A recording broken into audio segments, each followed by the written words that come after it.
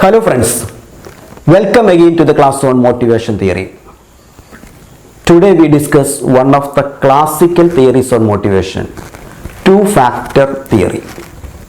We know that Maslow's need hierarchy theory, Herzberg's two-factor theory and McGregor's theory X and theory Y are known as classical theories on motivation.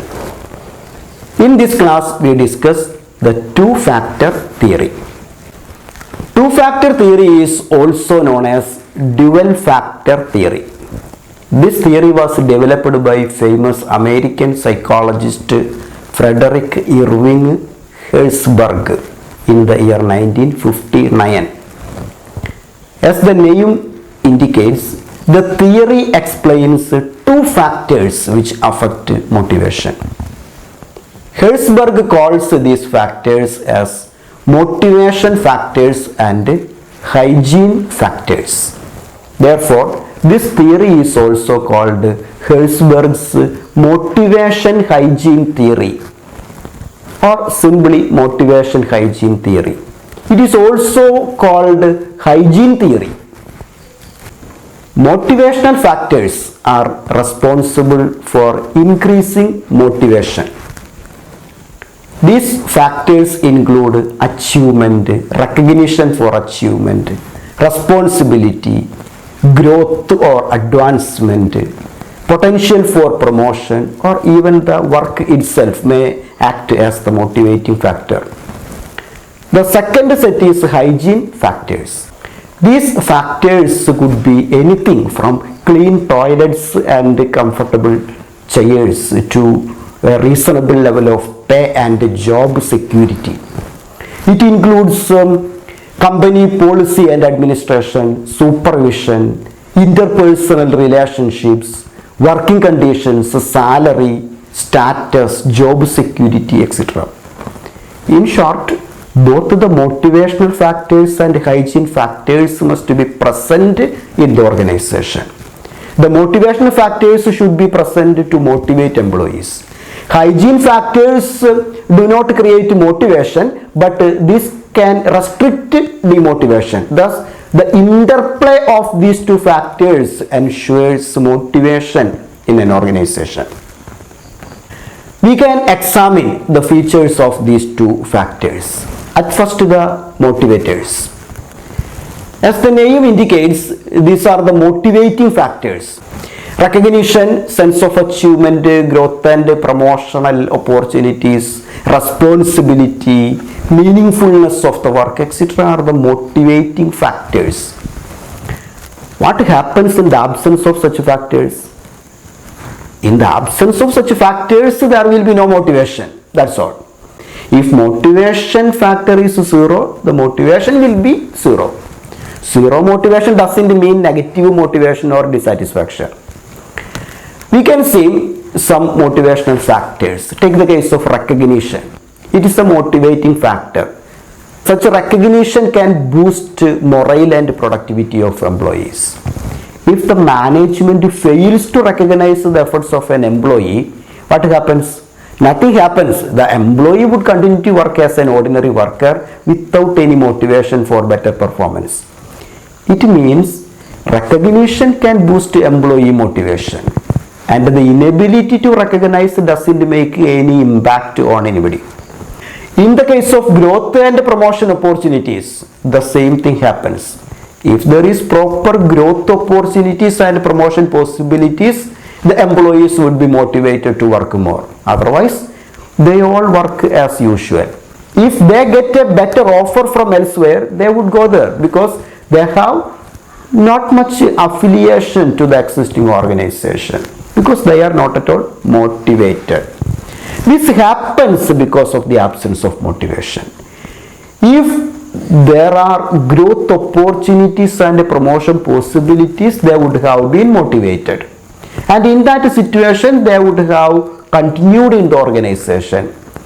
But here there is no such chances to grow. It doesn't mean that they are dissatisfied. In short, the absence of motivators does not create any dissatisfaction, but the presence of motivators create satisfaction and motivation. Altogether, motivators produce satisfying results.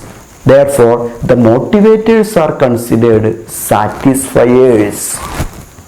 Now we can conclude the features of motivation factors. These factors are highly positive because the presence of motivation factors motivates employees. However, the absence may not create any dissatisfaction. Motivation happens when the management realizes the worth and value of the efforts of employees and reward them properly. It may be in the form of recognition, appreciation, promotion, or even in the form of monetary reward. Motivation factors are necessary to motivate employees. However, even without such factors, the organization can function in an ordinary way for a short period. But these factors are required for long-term success of the organization. Motivation factors are called satisfiers as they do not create any dissatisfaction. Motivation factors are psychological factors. When we examine the recognition, growth and promotion opportunities, higher power and responsibilities, achievements, etc., we can realize that such factors provide a mental pleasure and satisfaction. Therefore, we can say that the motivators are psychological factors. Now, the second set of factors, the hygiene factors. We could see these factors could be anything from clean toilets and comfortable chairs to a reasonable level of pay, interpersonal relations and job security. All the physical working conditions are hygiene factors. The management must ensure safe and comfortable working environment. There must be proper air circulation, drinking water facilities, toilet facilities, etc. We can start from toilets. What you would feel if there is no toilet in your college? You cannot be happy with it.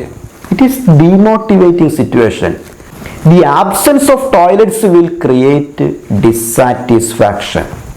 Okay, now you just imagine another situation where a number of well-furnished and air-conditioned toilets are there in your organization. Are you happy? Yes, you are happy.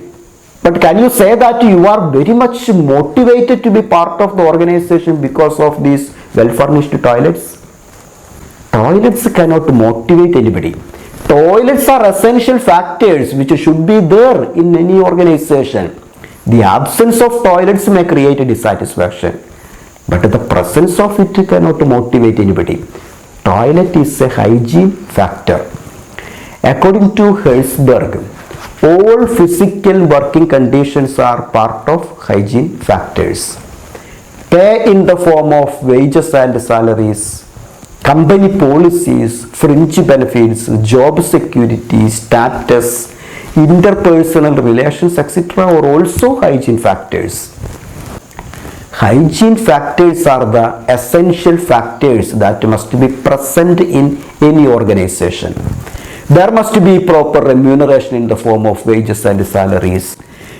There must be minimum physical working conditions. There must be reasonable freedom to interact with others. Job security must be there, and job must have some minimum status in the society, etc. These all are hygiene factors. The absence of these factors may create dissatisfaction. Therefore, these factors are also called dissatisfiers. When we look at the hygiene factors, we can realize the nature of hygiene factors. Hygiene factors are the essential factors which should be present in any organization to ensure reasonable level of satisfaction. The presence of hygiene factors cannot motivate anybody, but the absence may create dissatisfaction. Hygiene factors are called dissatisfiers as they can create dissatisfaction in the absence. Now we can make an overall assessment of two-factor theory. Two-factor theory is a management tool which helps managers in formulating suitable motivation strategies. It clearly distinguishes the essential factors and motivators. This is a clear indication to the management regarding the required facilities to be arranged in the organization. It gives an idea about the attitude of employees towards various efforts of management. It explains how the managerial efforts are affecting employees and their morale. It highlights the importance of motivators in improving employee attitude and productivity. In the words of Herzberg, if management wishes to increase satisfaction on the job, it should be concerned with the nature of the work itself. The work should be the opportunity for gaining status, assuming responsibility, and for achieving self-realization. If, on the other hand, management wishes to reduce dissatisfaction, then it must focus on the workplace environment. Policies, procedures, supervision, and working conditions should be employee-friendly. If management is equally concerned with both, then managers must give attention to both sets of factors. In short, in order to provide a general working environment, hygiene factors should be ensured. In order to motivate employees, motivators should be ensured in addition to hygiene factors. That means motivation takes only in such a situation where both the hygiene and motivating factors are present. Here, the motivators cannot exist independently. It should always be linked with hygiene factors. When we make comparison of two-factor theory with Maslow's need hierarchy theory, we can understand that the hygiene factors mentioned in the theory is more or less similar to physiological needs, safety needs, and social needs under Maslow's need hierarchy theory. We could see that the physical facilities, job security, interpersonal relations, etc. are hygiene factors, and these form the first three levels under need hierarchy theory. Similarly, the motivational factors are formed with esteem needs and self-actualization needs. Recognition, status, growth potential, etc. are motivators in the two-factor theory, and these are seen in the need hierarchy theory also. Okay, this is about two-factor theory. We can meet in the next class with another topic. Thank you.